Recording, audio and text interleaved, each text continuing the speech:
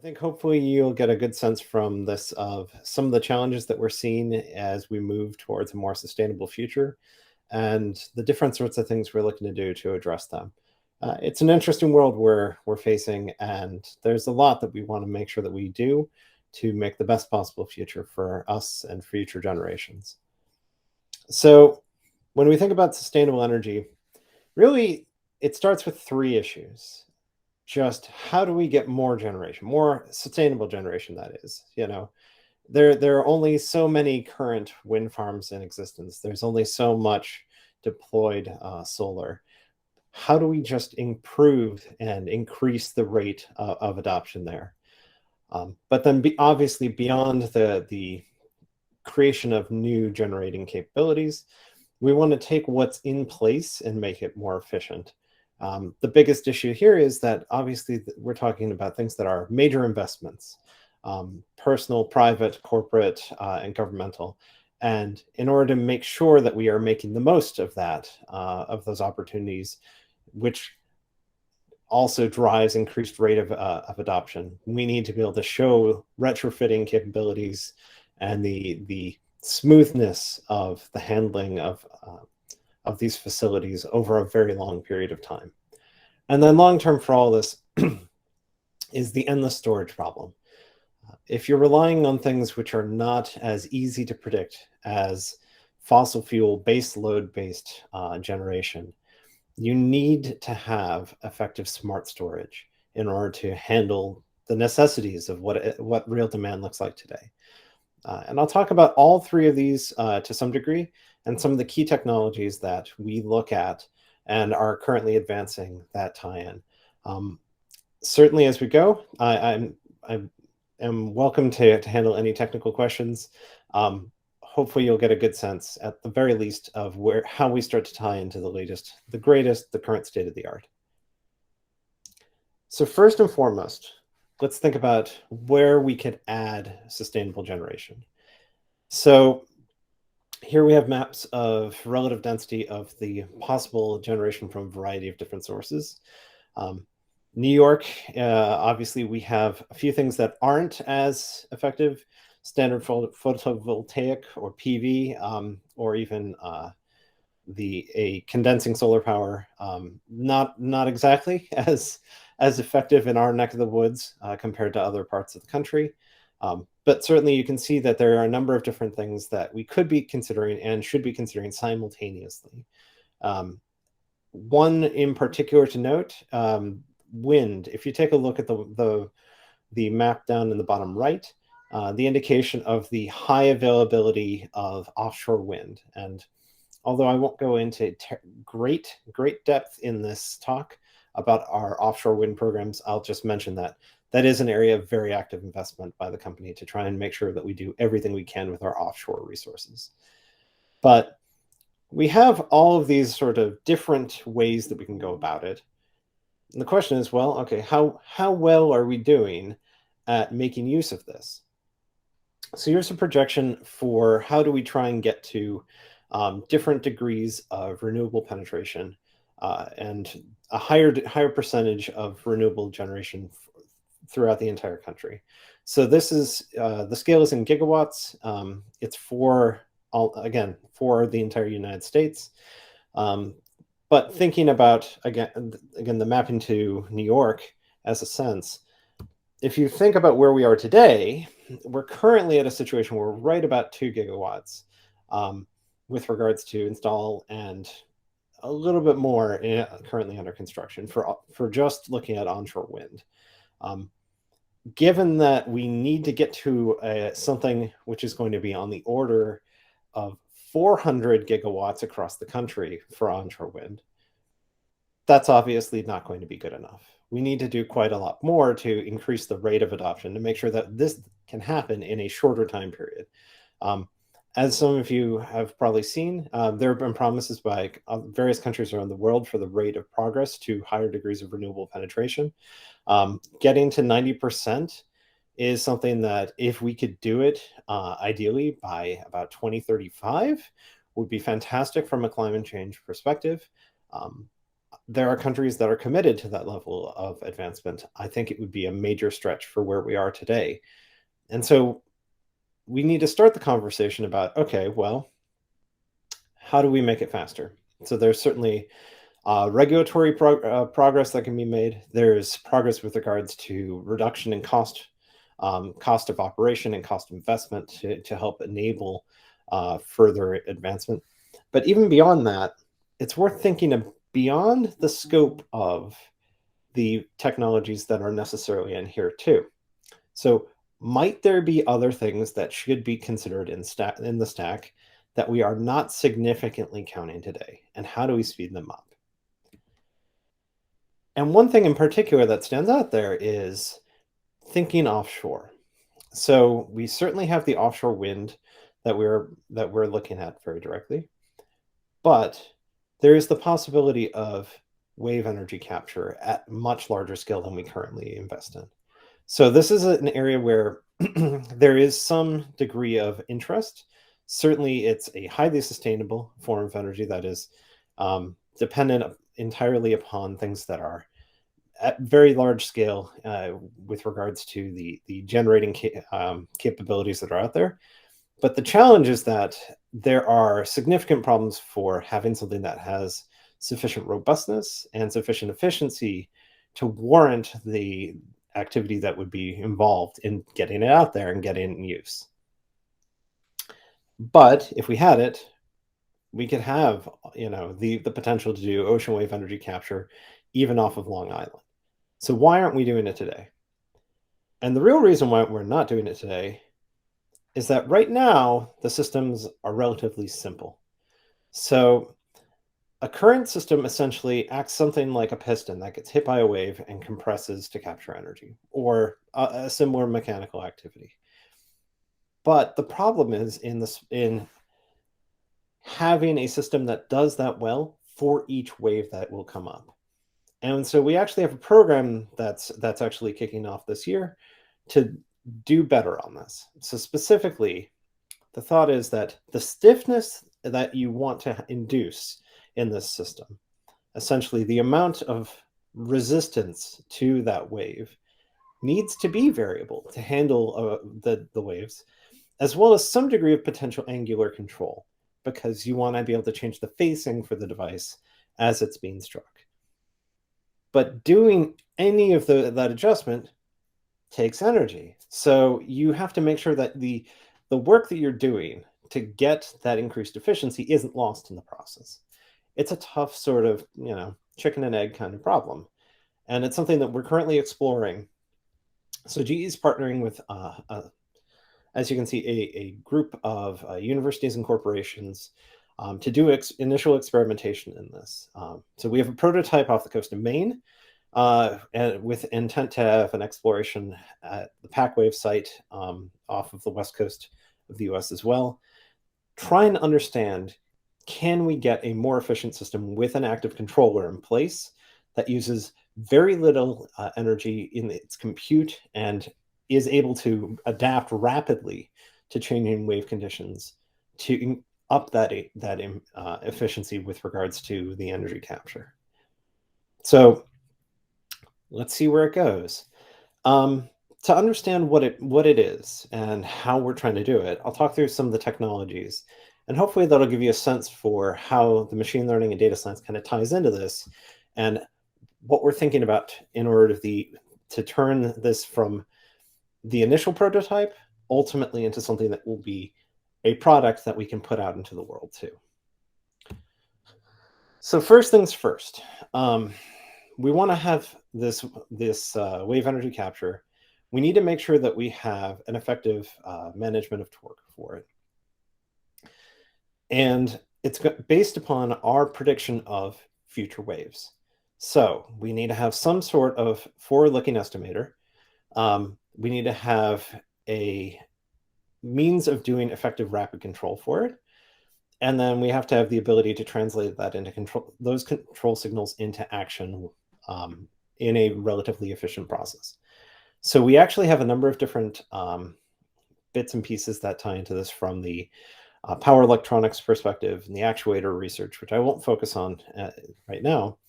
It's also worth noting that if we are able to create a system that works like this efficiently and effectively, we actually have a highly mature pipeline for connecting into deployed hydro resources of different types. So for instance, ones in more traditional situations, things that you might be familiar with, like Niagara Falls or other flow-based activities where we have a constant sort of activity. We have a full orchestrated architecture there that allows us to do monitoring and diagnosis, to ensure continued efficiency of systems, even to dynamically update control systems for the asset after they've been deployed. So we have kind of the groundwork set from a software perspective, from a readiness to use it perspective. But we need to have something that does well enough at its base job first. So the first part of that is reinforcement learning. So reinforcement learning is a fairly straightforward concept of using feedback from how past predictions have done in order to modify how the model is going to look at making future predictions.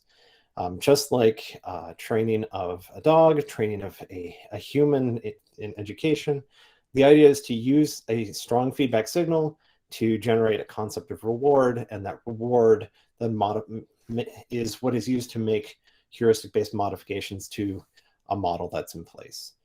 In this case specifically, we're looking at forecasting wave trains. So each wave that is happening, that is expected to strike the device, as it comes into contact, provides information about the expected set of waves that are in progression behind it. But there's also the concern about the fact that there is interference of multiple wave trains, as well as the fact that there is variance within any specific train and long-term changing effects that change and characterize each of the trains. And so the other side of this is, even assuming that we do a pretty good job of forecasting what we think is going to be happening, we need to be able to sort of distill out very efficiently the dynamics that correspond to being sort of caught up in these different waves and their interference patterns in order to do fast model predictive control. And we need to be able to do that on a very, very energy limited device. So the thought is, it's all about distilling out the bare minimum from a modeling perspective of something that can do this efficiently, and learning it as much offline, but having an adaptive and continuous learning system in place. So let's talk a little bit about those autoencoders. So the main thing here is that for a control system, you're essentially trying to say that you have a number of different factors that you believe that you can control very clearly and directly, as well as sort of a sum of additional factors that are impacting your decision making that may be completely out of your control. But at the very least, you want to be able to distill it down into a reduced order construct that expresses what's happening at future state based upon a past state and the action that you're taking. Not dissimilar to a reinforcement learning construct, but very crisply and specifically, we're looking at a situation where we want to be able to come up with an estimate of sort of a view to the world so that you can express as a simple matrix multiplication your state movement from one state to another, where that is essentially your embodied action and then the corresponding nonlinear dynamics of that given where you are and the forward information that you have taken as sort of your joint estimate of the current state. And the trick here is that really you want to even learn a compressed representation of that. So the goal is to try and learn effectively an eigendecomposition or some extremely limited compressed representation of what that matrix even looks like. A very few number of entries, which taken together provide you a sufficiently generative capability. So you can say, okay, well, I think I can take down to 3 potential factors all of the things that are going to express the sufficient amounts of the variance so that when I take action, I have high confidence in what it's going to mean, and that if I have enough precision on my actual forecasting model, that component will, as it passes through this, ensure that I'll have high performance guarantees for the overall system. So that's great. And it's something that we're exploring right now. And we're very hopeful that it's going to end up proving to be another way that we can kind of stretch and improve the various columns that we have to get to faster renewable penetration. But like I said, the other thing that really stops a lot of the adoption, and which is itself sort of the second big problem, is all about efficiency. If people don't if they don't see and expect a sufficient return on investment for renewable generation, then it's very hard to make an argument for changing behaviors. And so the thought is, what can we do to make that overall that much easier? So we'll start with the fact that current systems in place, they do their job well and they have a current understanding of price point, but we want to have something that is able to do better and specifically understand when we have control systems that are for the various renewable generation that are being pushed to operate outside of where we know that we perform well, or where we may know about how we perform at all. And what this comes down to is competence-aware AI. So the thought here is that we can have things that have design simulations. We have past fleet experience from deployed assets, so other wind turbines that we've seen, or geothermal, or what have you, as well as the ability to have a continuous learning, self-learning system that is attempting to understand what it's seeing now and whatever feedback signal is available. And we can have an overall model that can trade off between these, make use of all of the above. But it fundamentally depends on understanding the gaps in that information. So can we isolate the regions that we do have sufficient information to make, to make an informed decision about, or to use to extrapolate our expectations for what it's going to look like in operation? And this is important because if we don't do this effectively, then at the best, we're going to be trying to make promises at time of investment, which may not be right. But at worst, we may be in a situation where something is a deployed asset which cannot operate effectively. It may even have issues which could cause it to become damaged and completely ineffective. And simply even scaling back expectations may not be enough. What we really need is to have something that can take proactive measures to ensure that we are always able to get the best possible operation. And the goal here is that this mechanism, this awareness of where we do and don't have confidence, this use of that to pull in additional information as it becomes available from other assets that are out there, it means that we can have systems that are always improving in terms of performance. So the expectation is that they are continuously doing better and not simply stagnating with regards to expected performance. So I'll show you what that actually means. So this is an actual track of doing this for a wind turbine in deployment. Note that there was a large degree of training and then operation. And in terms of competency, it's doing okay. But at some point, we start to reach conditions which are passing beyond those which were in anything in the training data available. And that means that we did not have something that specifically was available as past experience for this turbine when it was in test mode. We don't have past experience for it in a comparable turbine, and we don't have design conditions that specifically line up with it. And at that point, we need to make sure that the model is at the very least aware that it is operating beyond bounds in order to identify that it needs to potentially take action to inform itself. So in terms of how we are doing this and how to think about it, it's based upon the concept of support and justified belief.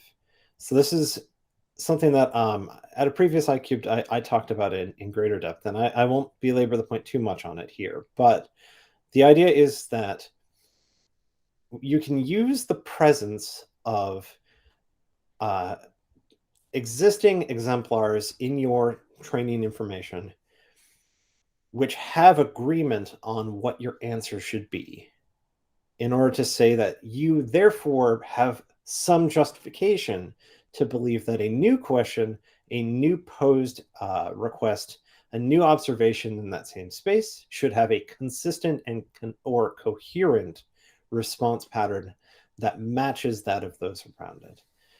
And it's when we get to points where we don't have that agreement, then we may know we have regions where we have uncertainty, and we can quantify that uncertainty based on the disagreement that we see within that support. And then clearly, when we go further beyond, when we get to conditions that are truly novel, we want to understand and be able to express, we truly do not know at those points.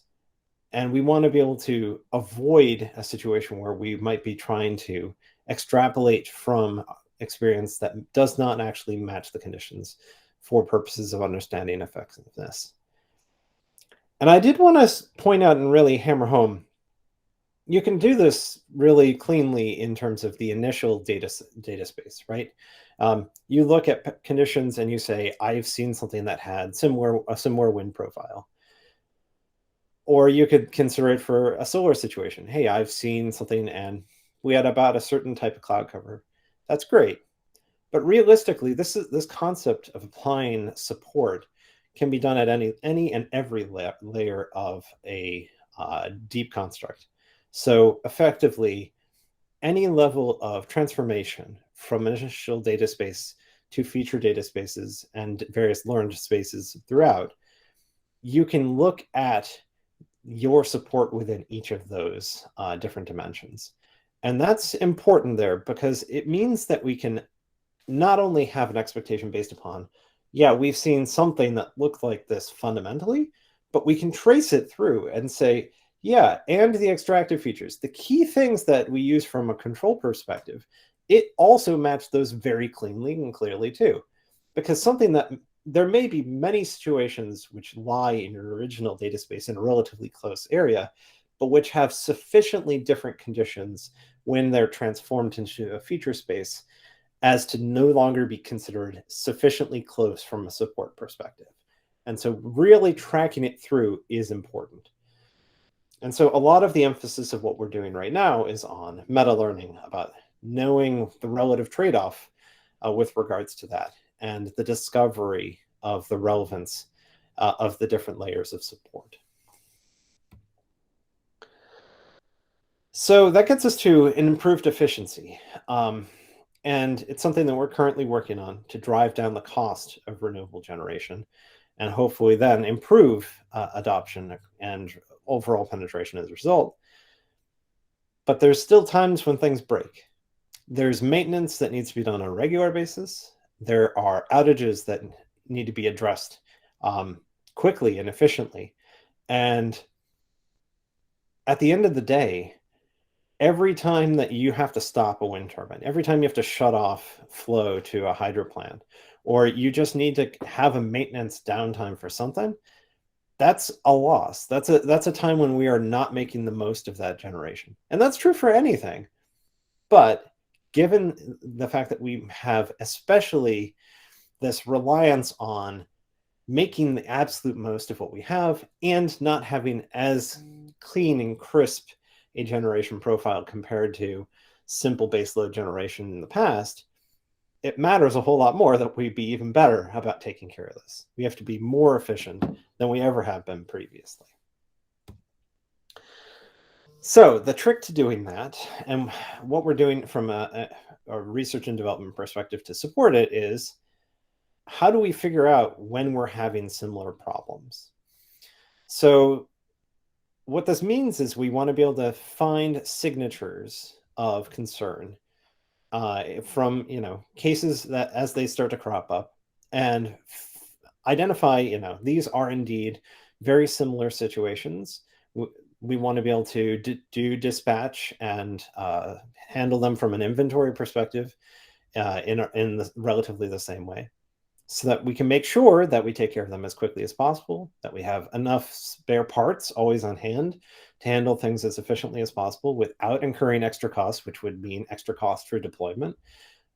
So it's a trick of, okay, well, we want to have something that tries to find these various unique characteristics of what's actually going wrong.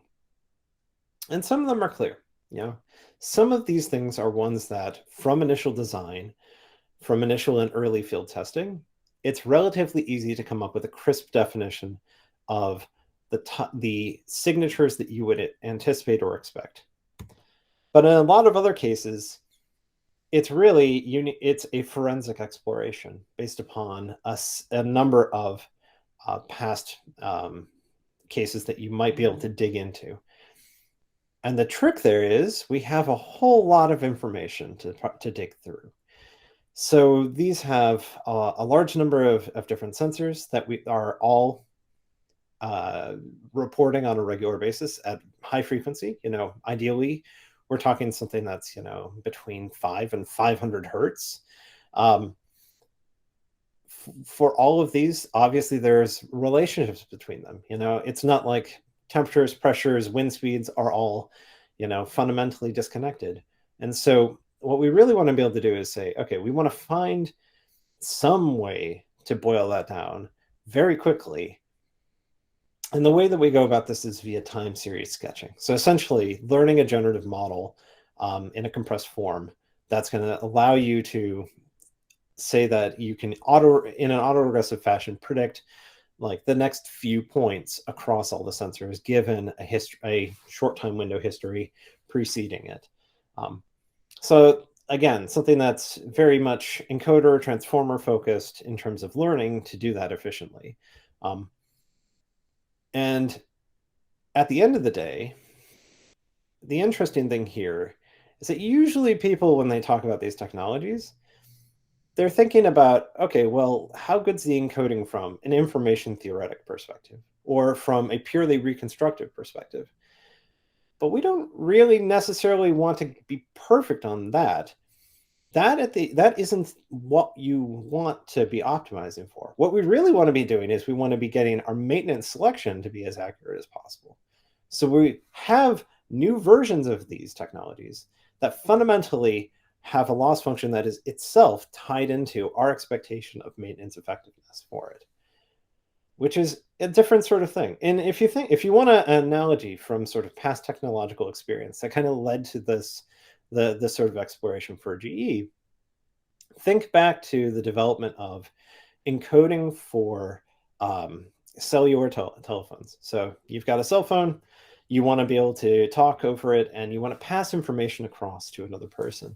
Now you can do a lot of different ways of encoding the sound that's coming through to try and make something that sounds as close to how it was originally captured. But when you have people having a conversation, that encoding should specifically make it easy to understand spoken words. And as a result, lossy encoding in that domain became focused on that specific task. And similarly here, the idea is that we don't just want to try and have something that can predict what those sensors are going to look like. We need to know what these sensors are going to look like for the reasons of taking action. And so if we can do that learning directed in a more effective manner towards our end goal, then at the end of the day, when we deploy this, we have a better expectation of performance.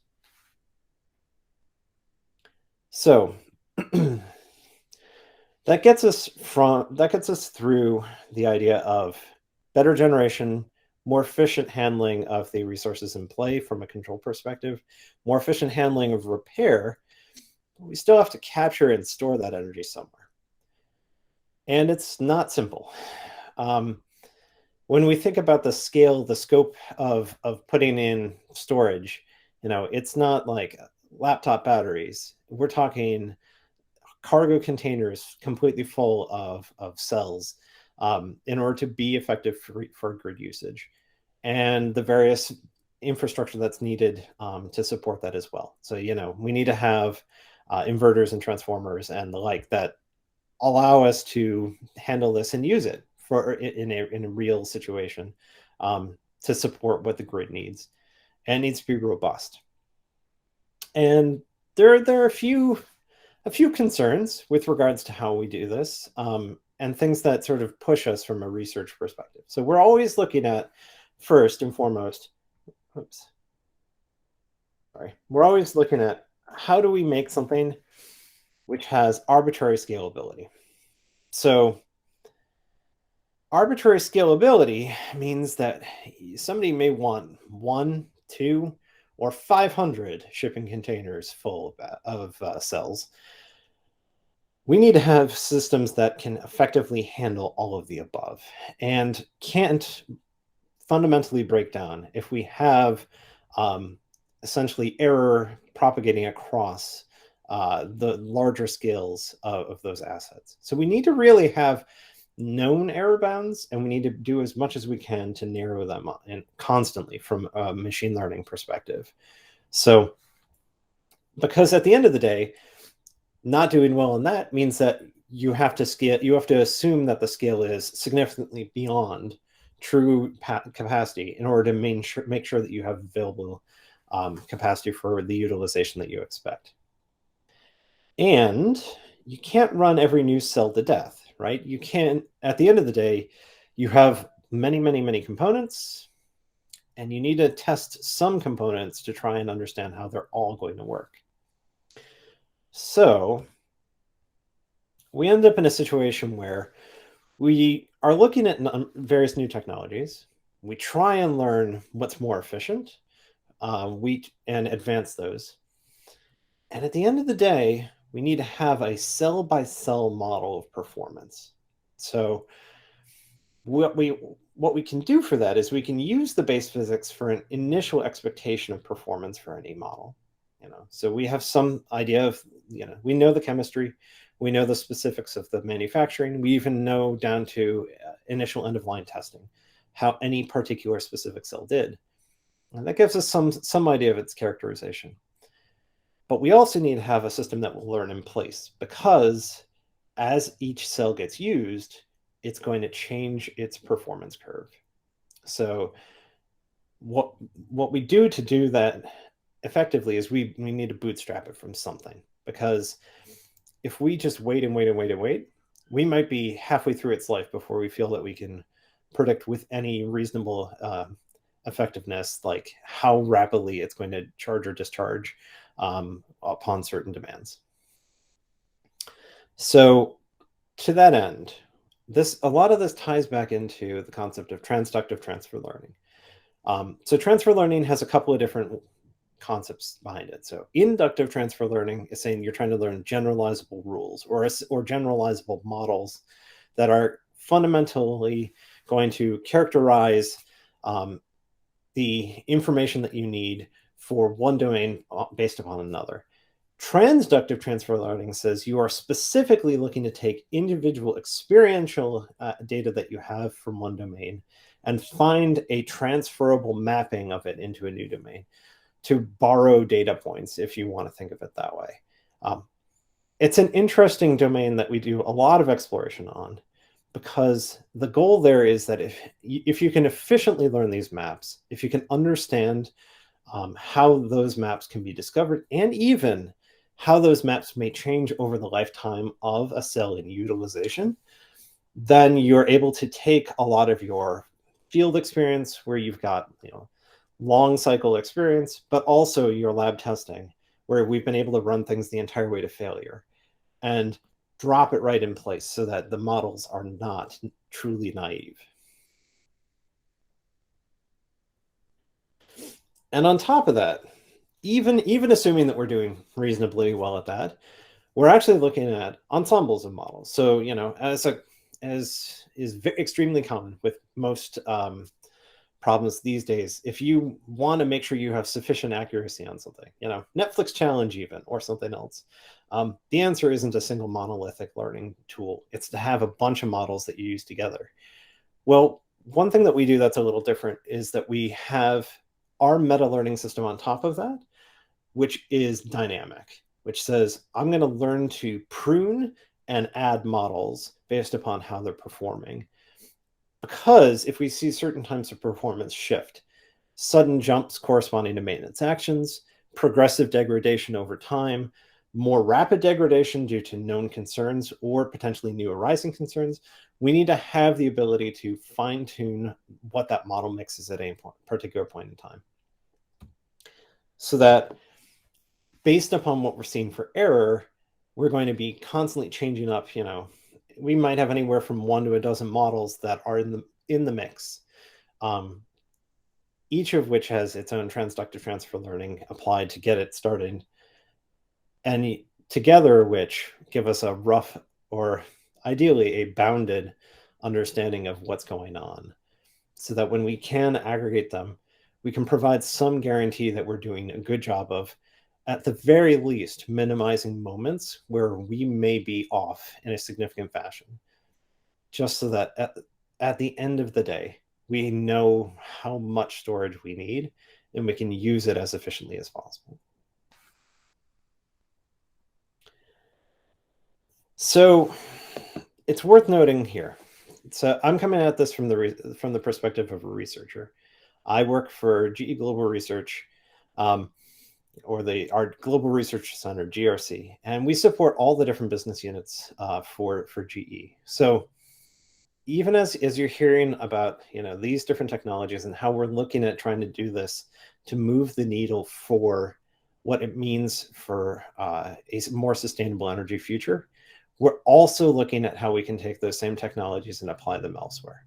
So every time we think about things like the ability to use a fast encoder-based system for better nonlinear dynamic handling and model predictive control, it's something that we also explore from the perspective of having better controllers for our additive printers. It's from the reinforcement learning perspective to have multiple management and ensemble management for how we model efficiency of our batteries. We likewise do that for understanding all of the possible factors that may impact the efficiency of a jet engine, especially as we move towards hybrid electric flight and increased deployment of our RISE engine for that, and sustainable engine fuels, hydrogen-powered flight. Like these are getting us into more and more domains where we ultimately are looking to see if we can do fundamental research that success in any one of these will allow us to then translate to success elsewhere. And that's actually that's a good part of what my role is. I'm looking endlessly at how machine learning changes, what can we do to move the needle and have a sustainable future together. So at this time, thank you for your attention. I'd love to take any questions you might have. Okay. Well, we wait for some questions to come in. Paul, thank you so much for coming in and giving us this very interesting talk. So we always have a few questions that we'd love to ask our industry affiliates when they come to visit us for iCubed sessions that I think are very interesting to our Columbia community and student population. And so I would like to ask, can you tell us a little bit about your career and what brought you to your current role as a data scientist and working on this at GE? Sure thing. So I started out in academia. I was in a graduate program in Rochester. Mm-hmm. After that, I spent a while working directly for the government. I was at the Air Force Research Lab, Rome, New York, not too terribly far. The work there got me looking at different sorts of applications of machine learning. Things at that point which were defense oriented, but I'd use those same general concepts later because I had then shifted from there to be a professor at RIT, specifically looking at the applications of machine learning technologies to do more sustainable deployments of all sorts of different things. So I was in the Golisano Institute of Sustainability, or GIS there, and we were looking at things like battery recycling, the efficiency of mechanical systems in deployment for high industrial load issues, basically just a wide variety of different problems. And at the end of the day, the fundamental math, the science of going about machine learning and applying it, it was the same, like totally different domains, totally different sorts of features and problems that I was looking to solve. But my training in it translated. And then from there, I shifted to GE. And again, like the emphasis, I cannot emphasize enough. What you can learn for one problem can translate to spheres of influence that you have never seen before. I've done things in terms of my explorations where we learn things from the performance of helicopters and understanding what causes issues for search and rescue missions within the United States. And then we took some of that experience and we drove it into having a more efficient system for how we do maintenance for MRI machines. And it's just a really different thought process, but it's satisfying to think that, at the end of the day, if you're able to understand how to go about things and be a good scientist, to apply technologies in an efficient manner, you can make a difference. That's always what I've been looking to do. That's awesome. That's wonderful. Yeah, I have a question. Yes. Yes, hi. Hello, Paul. My name is Jeff Poten. I'm in the School of International and Public Affairs. Are there any innovative developments in battery technology that you're watching and particularly excited about in terms of newer technology? But also, I've been hearing about rethinking a lot of the old metal oxide battery technologies in new ways. Can you speak to any of that?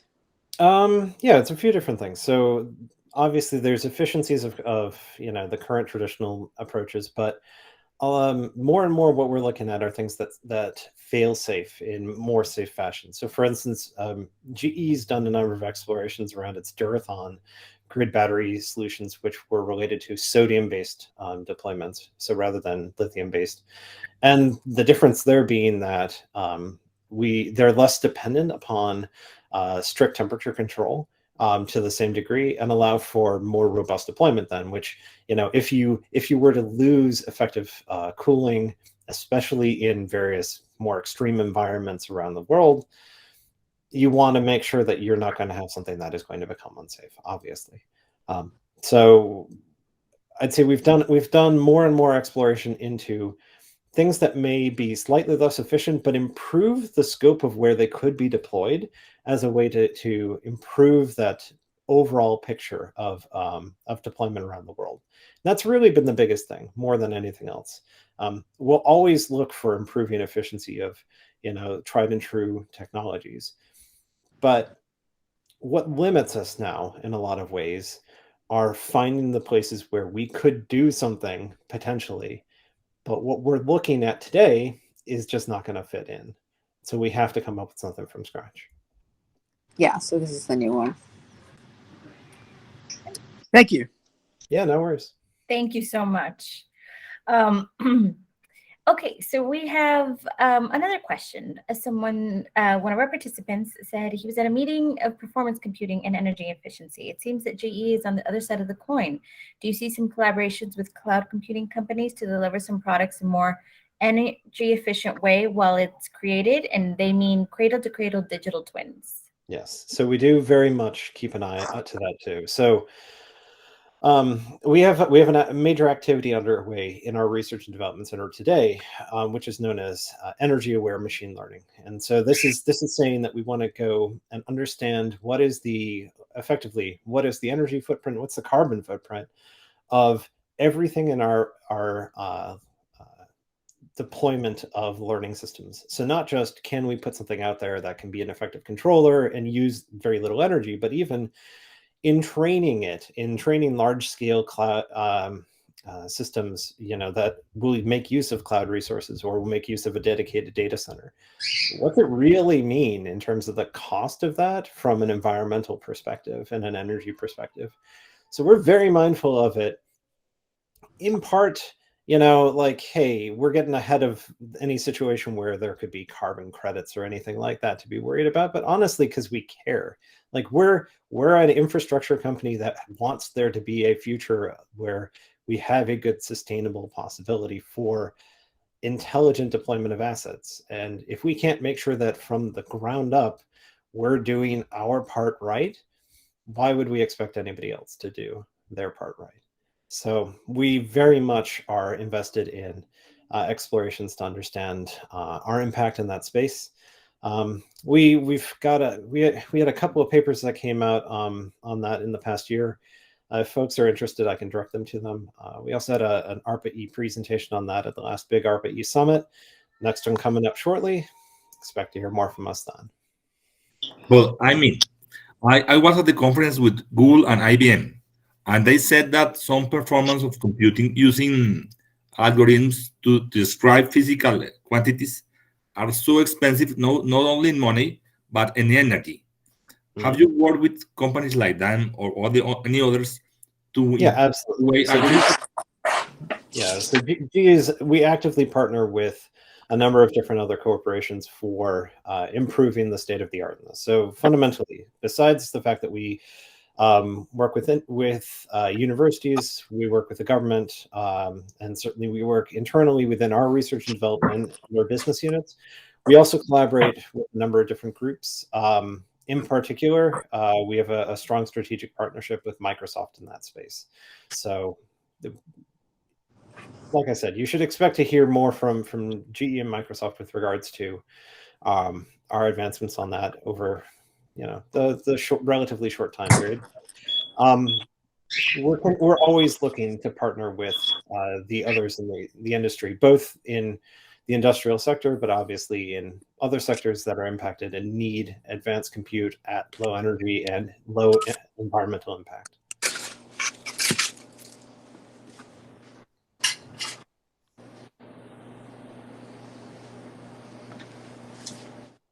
Jessica, you are muted. I've seen you trying to talk. That's what I am. I'm muted. That's why I can't. Nobody can hear me. We do have a question in the chat, and I would like to circle back to this question to make sure everybody gets a chance to ask them. Paul, thank you so much. Regarding the machine learning for optimization of the wave energy capture, when you consider the total energy balance in current non-renewable energy methods, do you think there's a higher bar for renewables that might be hindering their uptake in the market? And if you're not asking a question, could you please mute your mic? Because we're having a lot of feedback at the moment. Yeah. Thank you. Oh, it's a very good question. Yeah, so part of it is that it is hard to justify a new investment when there has already been a past investment, right? So we have seen large scale investment in fossil fuel based generation around the country, around the world, you know, and GE's been part of that too, you know, like we've certainly historically been part of the generating profile for the world. We generate a third of the world's power with GE equipment. But that doesn't justify continuing to hold on to those investments. So there is the need to provide something that has sufficient efficiency to be clearly a financial winner. There's a potential role there with regards to regulation and additional incentives. And I would love to say that we could do more in that space, but within the realms of just GE as an OEM for this sort of technology, we need to show that we are doing everything we can to make it cost effective. And it does need to be better than just as good as current, because people have momentum, you know, they have that dedication to current infrastructure. Now, clearly that will change over time too. You know, coal, natural gas, other not less sustainable or completely unsustainable practices for generation will become increasingly expensive over time just because of market pressures. But we can't wait on that to make a significant change. And so at the end of the day, yes, there is indeed a higher bar, and we're doing what we can to try and meet it. Thank you so much for that response. Sure. Christina, I believe you were trying to ask a question earlier, just checking in to see if you still had a question. No, I'm good. Okay. Okay, great. All right. Thank you so much, everybody. If you have any more questions, feel free to raise your hand or pop in and ask us at this point.